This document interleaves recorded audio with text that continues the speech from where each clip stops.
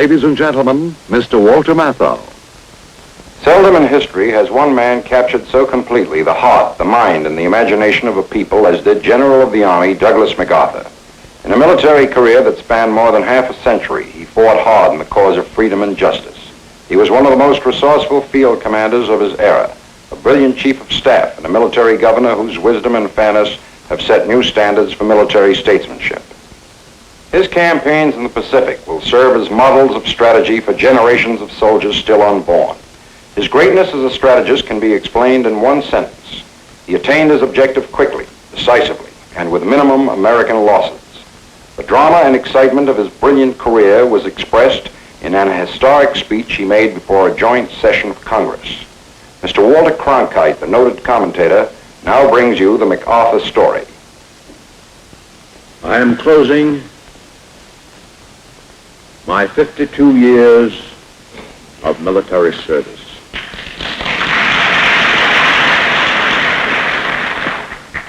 When I joined the Army, even before the turn of the century,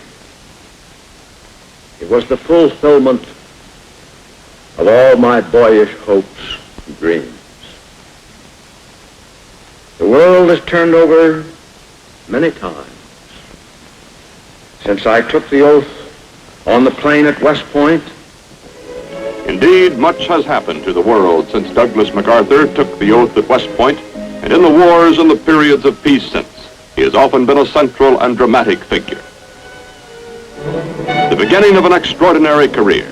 Young Douglas with his father, General Arthur MacArthur, boy colonel in the Civil War, and veteran of the Philippine campaign in the Spanish-American War. One day when the son was 13 years old, his father is said to have remarked, "I think there is the material of a soldier in that boy," a truth that was soon made clear. Entering West Point, he showed extraordinary brilliance in his studies, attaining an average that was the highest in a quarter of a century, and he won the coveted A in athletics as well. 25 years later, he was to lead the American team in the World Olympic Games. Meanwhile, the campaign in the Philippines was being brought to a successful completion under his father's able leadership.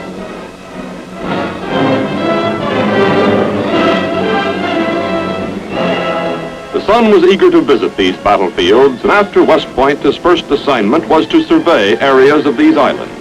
One of these was the Bataan Peninsula, where he was to fight many years later in a desperate but heroic struggle. During the following years, Lieutenant MacArthur had opportunities to study the entire Far Eastern area, gaining an insight into the attitudes and feelings of peoples hardly known by the West.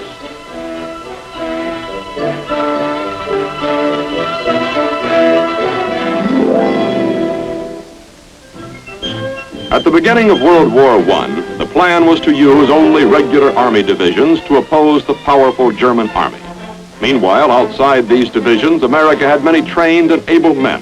A proposal for a new division of National Guard units from as many states as possible was vigorously advocated by a Major Douglas MacArthur. Said he, "It will spread over the whole country like a rainbow." The idea for the Rainbow Division, the 42nd, was his, and he worked constantly to see that the division was well trained and equipped for the raging battle that awaited it in France.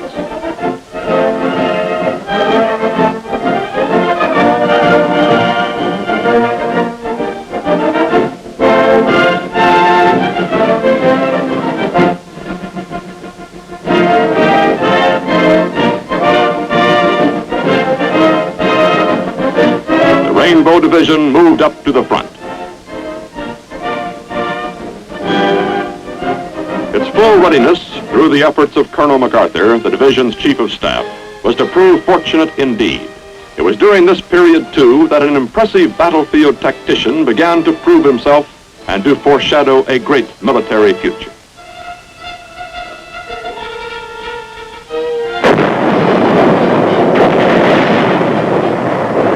Soon known for brilliant decisions on the battlefield, Colonel MacArthur was also to gain a reputation as a man who faced danger completely unafraid. Before long, he was in command of the Rainbow Division, the youngest American division commander in the war.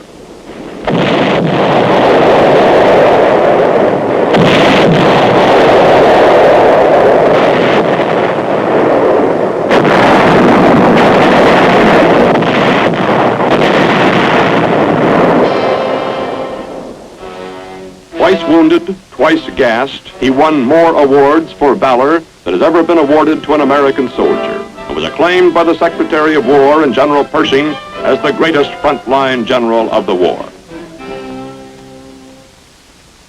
Returning to West Point, he became the youngest superintendent the Academy had ever had.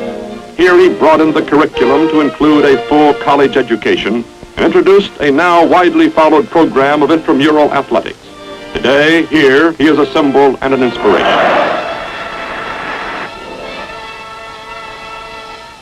In 1930, MacArthur was appointed Chief of Staff with the rank of full general. During his term of office, much of his time was spent in building an army that had been pared down to only 60,000 combat soldiers, a most difficult effort when an attitude of pacifism dominated the nation. In keeping with his principle of examining the military situation at close range, he toured Europe to observe the forces of other nations. In France, he was recognized once more for his outstanding military contribution to the Allied cause. In Germany, he foresaw the build-up for war.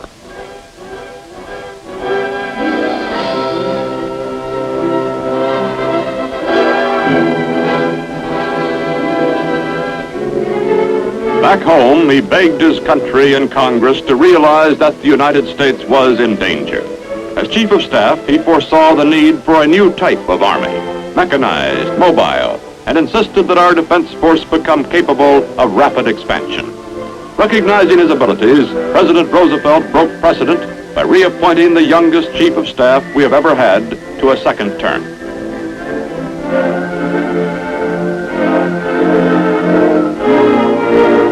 In the 20s, MacArthur had served in the Philippines, and in the 30s he was asked to return as their military advisor. A deep mutual regard between the Filipinos and MacArthur grew during this period. It was the basis for a gallant defense that was to come.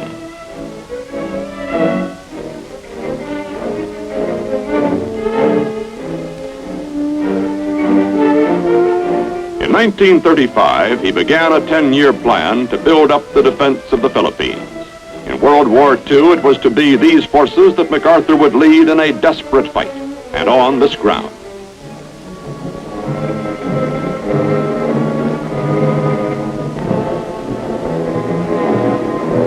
But now the leader, at 57, having served in the United States Army for 34 years, decided to retire. 4 years later, it was as though his military career were just beginning.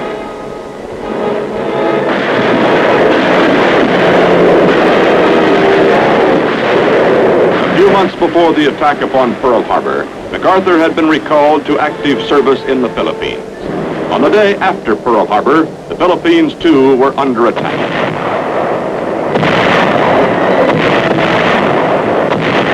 Defense here was pitifully hampered by lack of men and planes. With his knowledge of past campaigns, particularly those of his father in this very area, MacArthur withdrew his meager forces into the mountains of the Bataan Peninsula.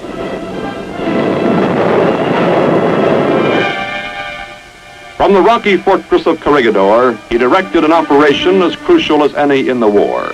This early campaign in the Philippines, the heroic fighting by a lonely army of Filipinos and Americans for almost half a year, caused a critical delay in the Japanese timetable of attack.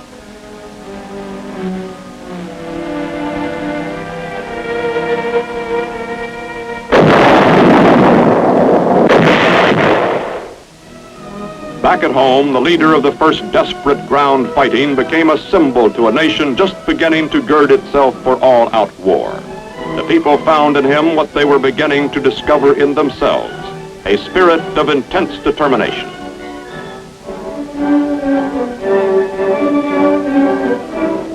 Suddenly, MacArthur was ordered by President Roosevelt, who regarded him as our greatest general, to leave to carry on the fight from Australia.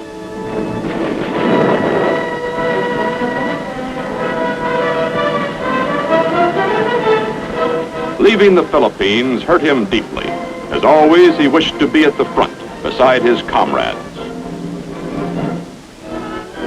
When finally they were forced into the infamous March of Death on Bataan, his promise to them was, "I shall return." They believed him implicitly.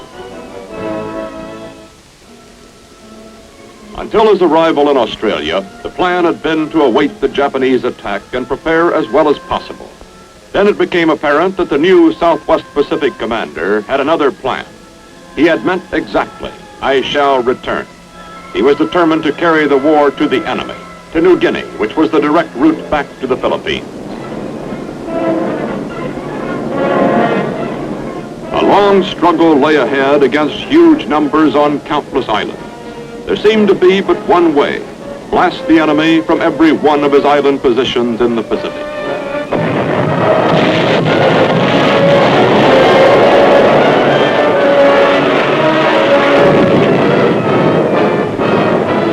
Victories came, but they were costly. Was there some other way? Knowing the area, knowing the enemy, utilizing all our air and naval skill, the commander developed his plan to capture only a few key positions on the way to the Philippines. Now, against these key positions, the pattern of attack. First, heavy preparatory fire to soften up the objective.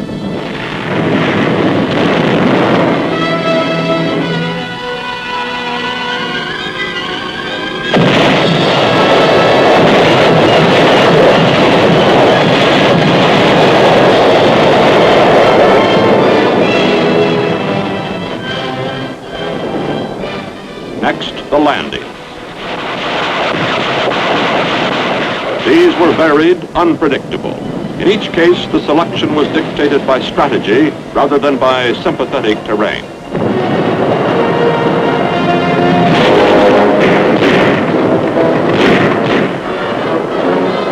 There were many beaches. Some were ideal, hardly more than a matter of getting one's feet wet. Meanwhile, the gain was tremendous, the enemy never having expected us to come ashore here. There were other shores, many of them wicked.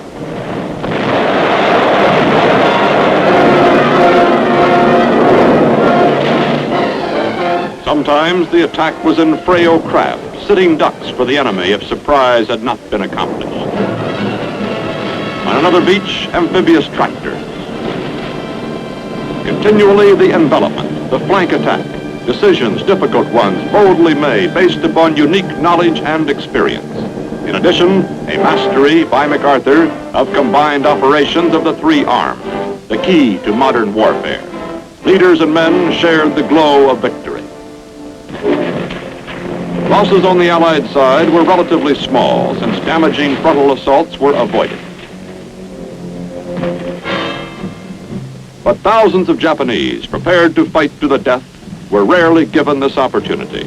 Although many were captured, thousands more were isolated, their supply and communication lines destroyed. In the words of the strategist who conceived and carried out the plan, the main body of the enemy was left to wither on the vine. To the outside world, to many who saw the newsreels, the progress being made by the general was admired and applauded. But to those who understood MacArthur, they saw beneath every move his determination to return to the Philippines. This to him was a moral obligation. These islands, a second home and a place where he had left his comrades, were to be the springboard for ultimate victory over Japan. Invasions in the Southwest Pacific continued. To the commander, these hard-fought steps zigzagging along the coast of New Guinea were preliminaries, necessary ones. Finally, having gained the northwestern end of the island, with thousands of the enemy bypassed, there was no question in his mind as to the next objective.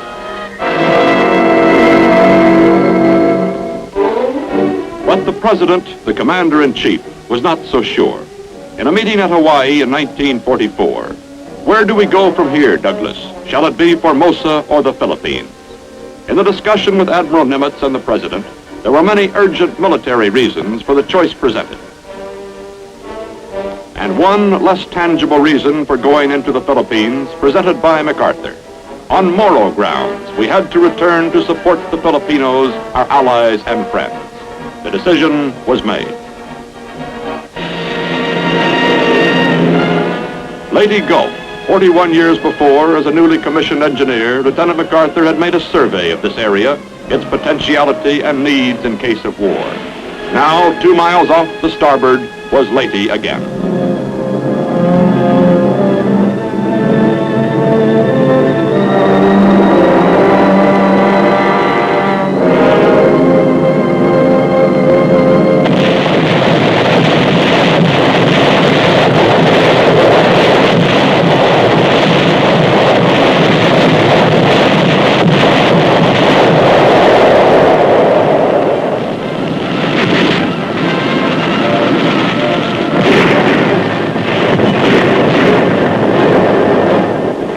Once more, the enemy had not been ready for an attack.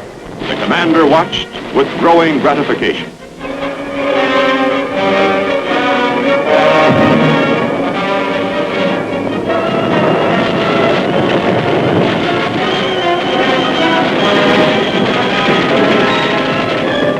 With the help of guerrilla intelligence and sabotage, Americans held the beachhead, encircling and surprising the enemy. Now on the beaches of Leyte, a seemingly limitless supply of LSTs, men, and equipment, the result of carefully laid plans.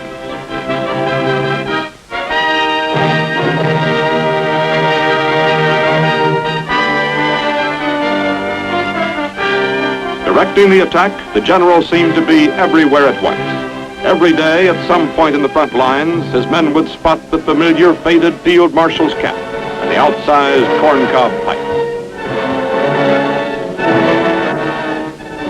The landings at Leyte and Lingayen Gulf finally brought troops on the final difficult leg of the journey, on the road to Manila, where the going became more difficult as the enemy threw in huge numbers of reinforcements in an all-out effort to halt the steady advance. There was no timetable now in MacArthur's mind, only that he must get to Manila without delay to rescue prisoners from the reported increasing savagery of the Japanese guards.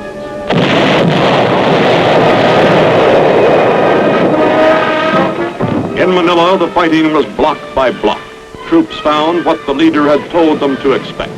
The enemy had dug in for a long siege.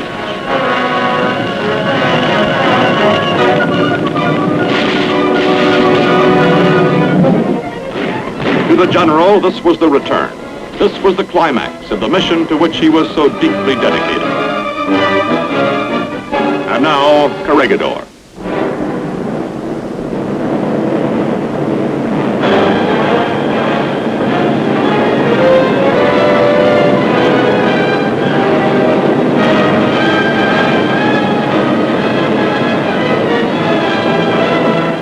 Stronghold, which early in the war had been so effective a fortress for withstanding attack, was now his.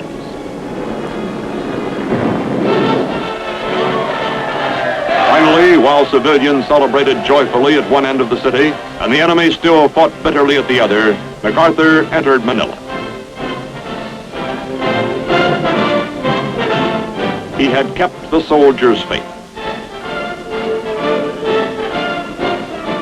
Probably his greatest reward was the visit to prison camps. Santo Tomas, Bilibid, Cabanatuan, Los Baños. A series of daring surprise raids had rescued every prisoner held by the Japanese.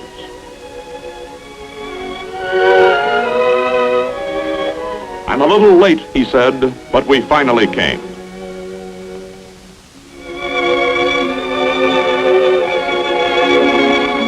Once more, Corregidor and the Philippines were under an American flag. Then, suddenly and swiftly, the war against Japan was brought to a close. As the principal architect of the Pacific victory, credited by the Chief of Britain's wartime Imperial General Staff as the greatest general of the war, MacArthur was the natural choice as Supreme Commander to enforce the surrender terms.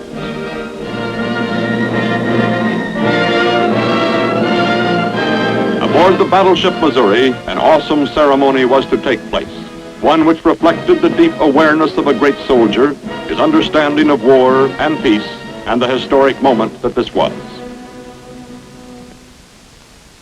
It is my earnest hope, and indeed the hope of all mankind, that from this solemn occasion a better world shall emerge out of the blood and carnage of the past.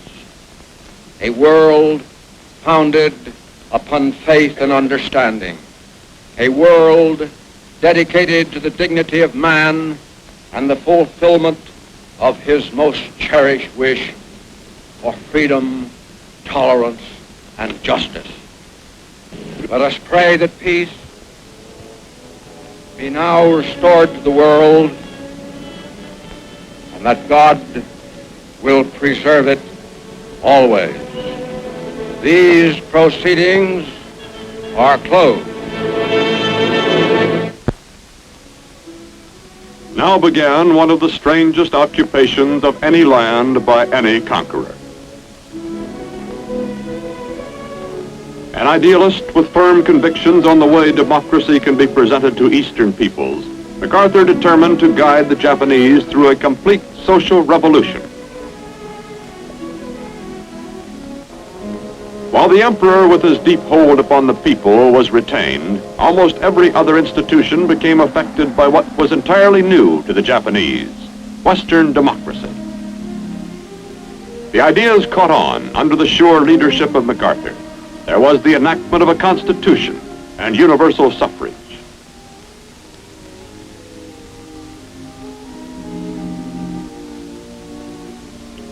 The National Diet, highest organ of state power, became responsible to the people. Monopolies were broken up. Land reform was instituted, which transformed tenants into owners. These rural capitalists became a strong bulwark against communism. In Japan, the social reforms urged by MacArthur proved one of the most successful experiments in history.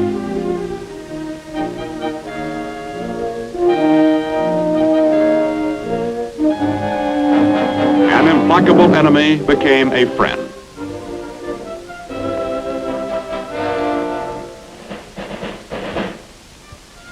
During the occupation, the people took him to their hearts, and his family as well. His wife, she who had been beside her husband at Corregidor, and their young son, Arthur. The work of reform was going ahead when suddenly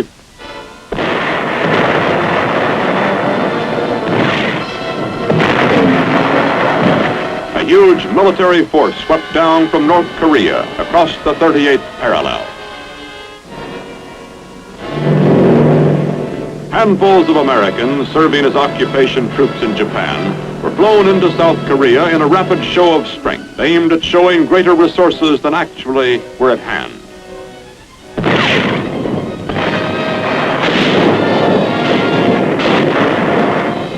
The strategy worked. The North Koreans ran into resistance, bogged down, waiting for more troops and artillery, while reinforcements poured into South Korea to turn the tide of battle.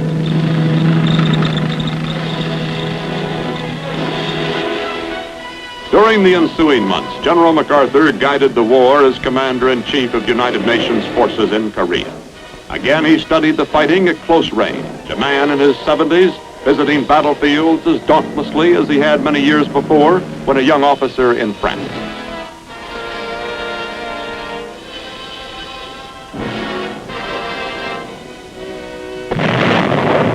Then came the daring amphibious attack at Incheon, behind the enemy's lines on a shore that others had declared too risky. The landing was a complete surprise and success. The North Korean army was demoralized. The victory has become recognized as a masterpiece of strategy. Seoul returned to its rightful inhabitants. There had been a long line of cities and towns returned under MacArthur's leadership. It was at this time that President Truman cited MacArthur for his vision, his judgment, his indomitable will, his unshakable faith. The Korean War continued northward. The orders were the destruction of the North Korean armed forces.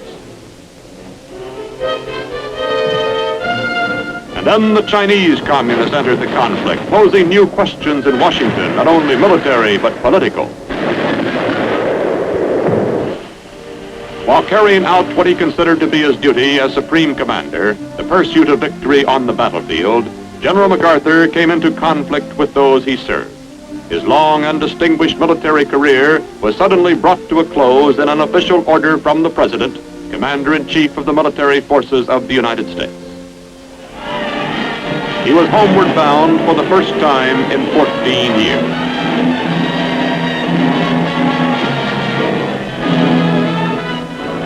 The San Francisco reception was the largest, the most vociferous the city had ever known.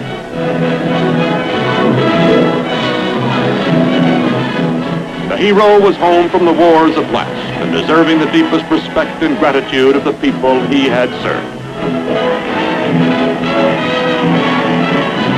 In the midst of the ovation, the husband graciously acknowledged that he had not stood alone. That this is not only my beloved wife, but my best soldier. In the nation's capital, greater than all the medals and honors of his career, was this final tremendous tribute. And then General MacArthur stepped down from the great panorama of history in which he had figured so brilliantly, with a soldier's words spoken from a soldier's heart. The world has turned over many times since I took the oath on the plain at West Point, and the hopes and dreams have long since vanished. But I still remember the refrain of one of the most popular barrack ballads of that day, which proclaimed most proudly that old soldiers never die. They just fade away. And like the old soldier of that ballad, I now close my military career and just fade away. An old soldier who tried to do his duty as God gave him the light to see that duty. Goodbye.